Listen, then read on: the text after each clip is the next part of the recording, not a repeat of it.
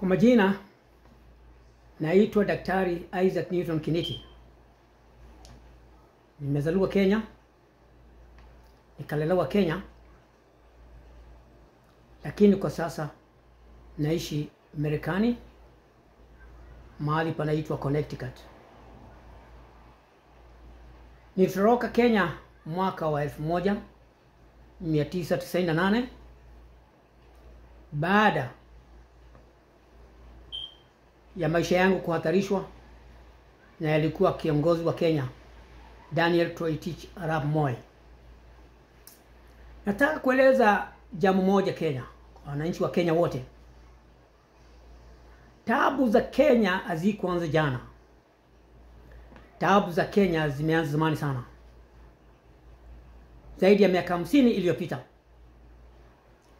Serikali baada ya serikali katika nchi ya Kenya zimekuwa zinawahangaisha wananchi, kuwaibia mali ya umma na kuwaumiza. Wananchi wa Kenya wameumia kwa miaka mingi sana, sababu mali ya umma imeendelea kuibiwa na serikali baada ya serikali. Kwanza serikali ya Jomo Kenyatta, serikali ya Moi, serikali ya Kibaki, serikali ya Uhuru Kenyatta, na hata sasa serikali ya William Ruto, ambaye imezidi kwa kuiba mali ya umma. Watu wameteseka, wengine wamekufa sababu ya taabu mingi ambayo imekuwa katika nchi ya Kenya.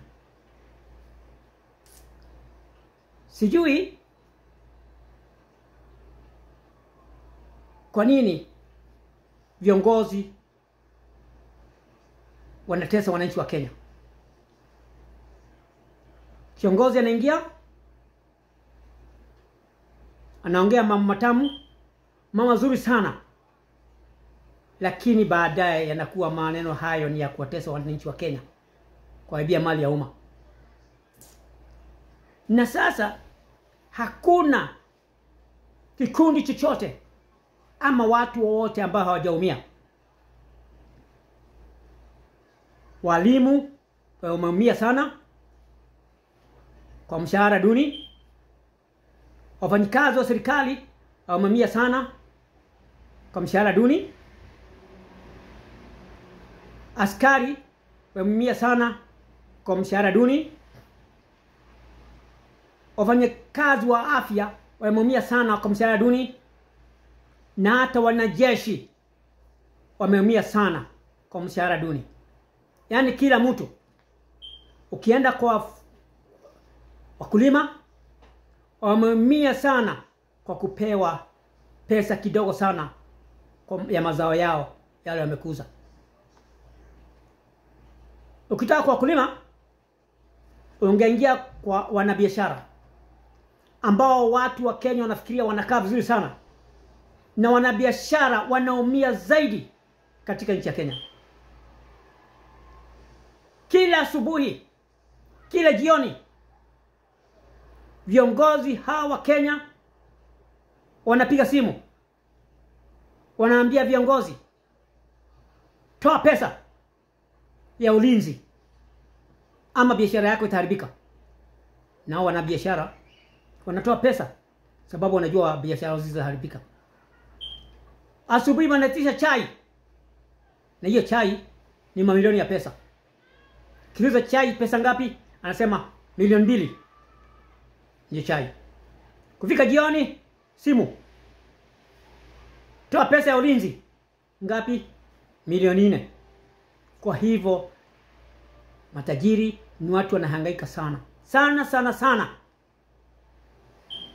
na kuitishwa pesa isiyo na maana, sababu wanalipa kodi. Kila Mkenya analipa kodi, na hiyo kodi, sehemu ya hiyo pesa ni ya ulinzi, na hakuna sababu yoyote ya kuitisha pesa matajiri ati pesa ya ulinzi.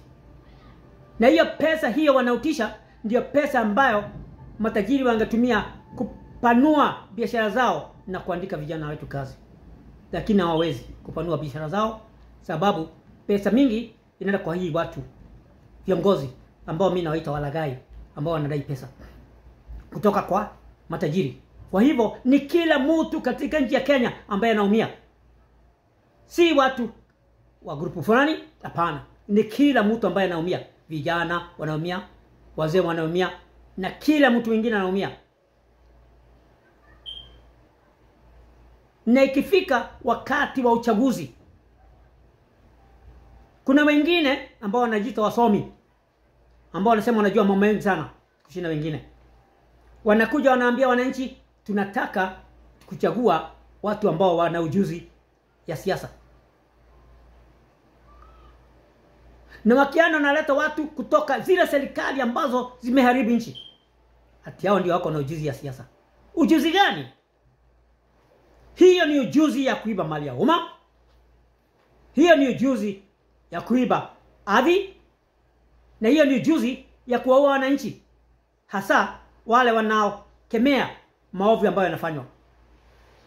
Kwa hivyo hii mambo ya kusema ya kwamba ati wanataka watu wenye ujuzi ni upuzi mtupu.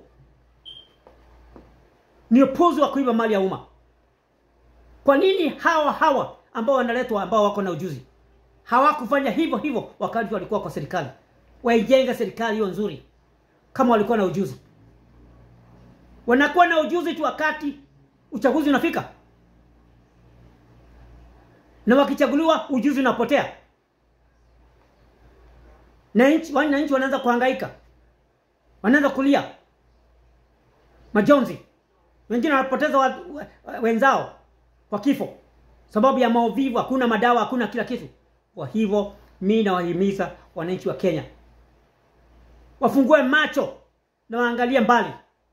Hii mambo ya kudanganywa ati watu ambao wako na ujuzi ya siasa, hiyo ni ujuzi ya siasa mbovu. Ujuzi ya siasa ya wizi wa mali ya umma, sababu hakuna serikali hata moja, hizo zote zimekuwa katika nchi ya Kenya, ambaye iliongozwa vizuri bila ufisadi. Na hiyo ufisadi ni kitu ya kuondoa mara moja. Nimesema mara mingi, ufisadi kwa mwaka 2 kwa mtu mwenye usajili, mwenye hekima, na mtu ambaye si mwoga, itaweza kuisha kwa miaka 2. Mwaka 2 ufisadi unaweza kuangamia katika Kenya kabisa, na usionekane tena. Na Kenya ina bahati sana. Ni nchi yenye rutuba, ni nchi yenye rasilimali, na ni nchi yenye watu wako bidii sana. Kwa hivyo hawezi chukua muda hata kidogo kama Kenya inapata kiongozi imara, kiongozi mwenye kumwapa Mungu, si kwa mdomo, mwenye kumwapa Mungu kwa akili ndani, na mwenye kumwapa Mungu kwa roho yake ndani, mwenye hekima, mwenye kupenda watu, mwenye kusikia huruma kwa watu, na mwenye kudhamini mioyo ya watu. Asanteni sana. Mungu abariki wananchi wetu wa Kenya, na Mungu abariki nchi yetu ya Kenya ipate kiongozi bora. Asanteni sana.